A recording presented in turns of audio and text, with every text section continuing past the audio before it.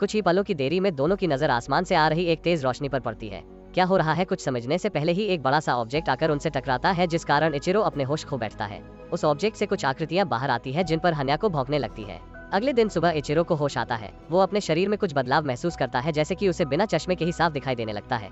वो हन्याको को लेकर घर जाता है। घर में भी उसके साथ कुछ अजीब से घटनाएं घटती है।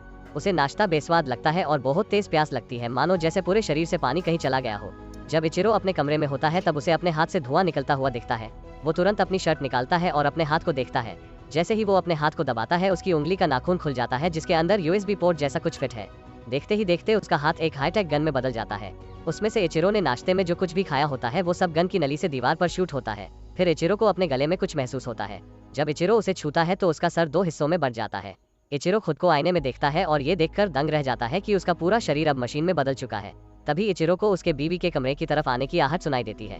अपने मशीनी रूप से पहले से ही हैरान इचिरो बीवी के अंदर आने से ठीक पहले जैसे तैसे अपने आप को ठीक करता है। हीरो अपने दोस्त चोको के घर जाता है। चोको को अपनी पावर्स दिखाने के लिए हीरो अपनी उंगली से दूर उड़ती चिड़िया को मार गिराता है। इसके साथ ही हीरो गाड़ियों को कंट्रोल करने की अपनी एक और पावर चोको को दिखाता है। रास्ते में इचिरो को एक घायल कबूतर जमीन पर पड़ा हुआ दिखता है। इचिरो को उस पर तरस आता है और वो उसे प्यार से अपने हाथों में उठा लेता है। इचिरो के छूते ही कबूतर अपने आप ठीक होकर उड़ने लगता है। तभी इचिरो के कानों में एक आवाज गूंजने लगती है। एक माँ डॉक्टर से अपने बेटे को बचाने की गुजारिश कर रही होती है। इचिरो आवाज का पीछा करते हुए एक अस्पताल पहुंचता है।